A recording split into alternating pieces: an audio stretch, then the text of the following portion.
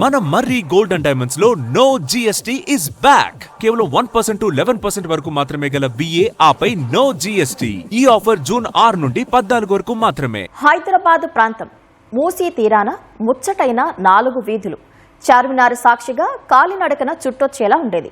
కాలగమనంలో రాజులు పోయినా రాజసాన్ని ఏమాత్రం తగ్గించుకొని భాగ్యనగరం నేడు నిజాం కంచెలను దాటి సైబరాబాద్ సాఫ్ట్వేర్ సరిహద్దులను చెరిపేసుకుంటూ ఔటర్ రింగ్ రోడ్డు బయటకి పరుగులు తీస్తుంది.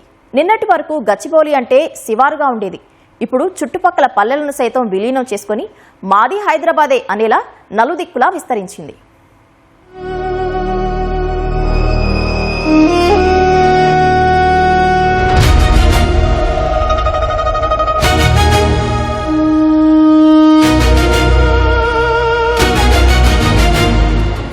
రాజులు పెట్టిన హద్దులు చెరిగిపోయాయి.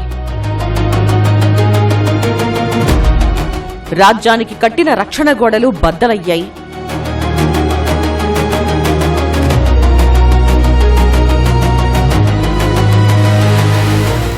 గీసిన సరిహద్దులు దాటుకుని హైదరాబాద్ మహానగరంగా అవతరించింది.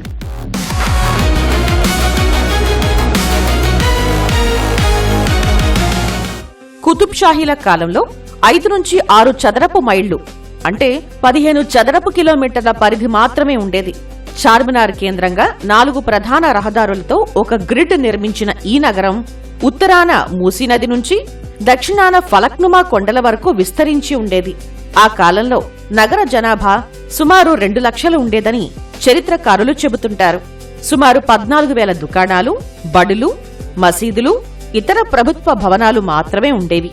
మొదట్లో గోల్కొండ కోట లోపలే నివసించిన జనం స్థలాభావం, నీటి ఎద్దడి వల్ల కొత్తగా నిర్మించిన నగరానికి తరలివచ్చారు.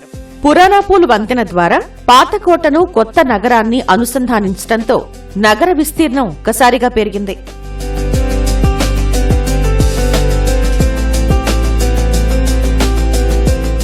విస్తీర్ణం పెరగడంతో శత్రువుల నుంచి రక్షణ కోసం నగరం చుట్టూ 6 మైళ్ల పొడవున రక్షణ గోడను 13 దర్వాజాలను నిర్మించారు. అవే పురాణాపూల్, డబీర్పురా, చాదర్ఘాట్, యాకత్పురా, అలియాబాద్, లాల్ దర్వాజా, గౌలీపురా, ఫతే దర్వాజా, దూద్ బౌలి, ఢిల్లీ, చంపా, మీర్ జుమ్లా, అఫ్జల్గంజ్ దర్వాజలు. ఇవే ఆనాటి నగర సరిహద్దులకు ఆనవాళ్లు.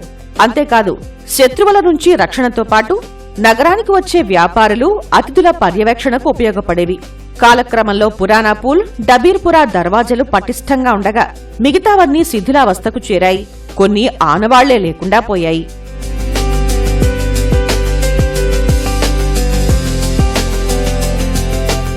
రెండో నిజాం కాలంలో బ్రిటిష్ సైన్యం కోసం హుస్సేన్ సాగర్ అవతల సికింద్రాబాద్ కంటోన్మెంట్ ఏర్పడింది. ఇది నగర విస్తీర్ణాన్ని అమాంతం పెంచింది. అప్పటినుంచే జంట నగరాల సంస్కృతి మొదలైంది. 1908లో వచ్చిన మూసీ వరదల తర్వాత 7వ నిజాం మీర్ ఉస్మాన్ అలీఖాన్ నగరాన్ని ఆధునీకరించారు.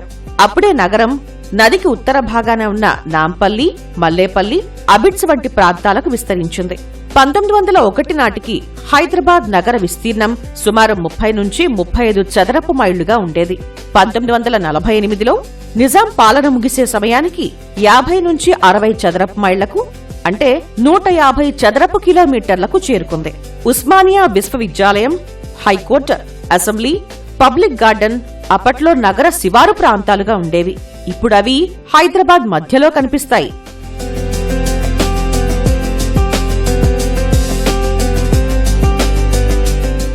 1956లో ఆంధ్రప్రదేశ్ రాష్ట్ర రాజధానిగా మారిన భాగ్యనగరం ఉమ్మడి పాలనలో సరిహద్దుల్ని చెరిపేస్తూ కొత్త పుంతలు తొక్కింది. పారిశ్రామిక, ఐటీ విప్లవాలతో నలుదిక్కులా విస్తరించింది. ఐటీ పరిశ్రమ రాకతో పశ్చిమ దిశగా మాదాపూర్, గచ్చిబౌలి వంటి ప్రాంతాలకు వేగంగా విస్తరించింది.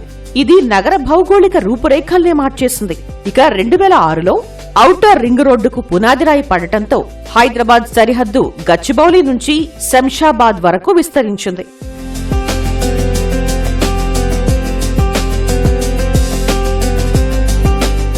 పరిపాలన పరంగా కూడా హైదరాబాద్ విస్తీర్ణం 2000 చదరపు కిలోమీటర్లు దాటింది.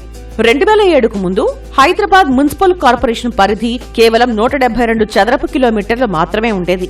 2007 తర్వాత హైదరాబాద్ చుట్టుపక్కల ఉన్న 12 మున్సిపాలిటీలు 8 గ్రామ పంచాయతీలను కలుపుతూ గ్రేటర్ హైదరాబాద్ ఏర్పడింది. దీంతో నగర విస్తీర్ణం ఒక్కసారిగా 625 చదరపు కిలోమీటర్లకు పెరిగింది.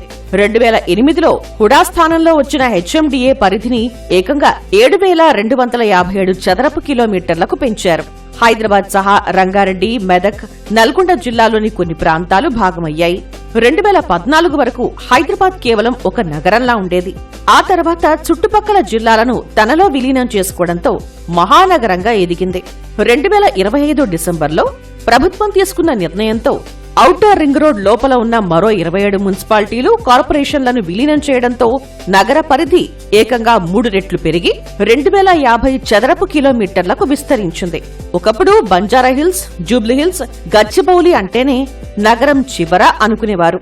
కానీ ఇప్పుడు శంషాబాద్, ఘట్కేసర్, సంగారెడ్డి, పటాన్చెరు వంటి శివారు ప్రాంతాలు కూడా హైదరాబాద్ లో అంతర్భాగమయ్యాయి. ఇక 765 చదరపు కిలోమీటర్ల విస్తీర్ణంలో నిర్మిస్తున్న ఫ్యూచర్ సిటీతో హైదరాబాద్ విస్తీర్ణం మరోసారి భారీగా పెరగనుంది. ఓల్డ్ సిటీలో ఉన్నవాళ్లే కాదు, రాబోయే ఫ్యూచర్ సిటీలో నివసించే ప్రజలు కూడా మాది హైదరాబాదే అంటారు అనటంలో ఏమాత్రం అతిశయోక్తి లేదు.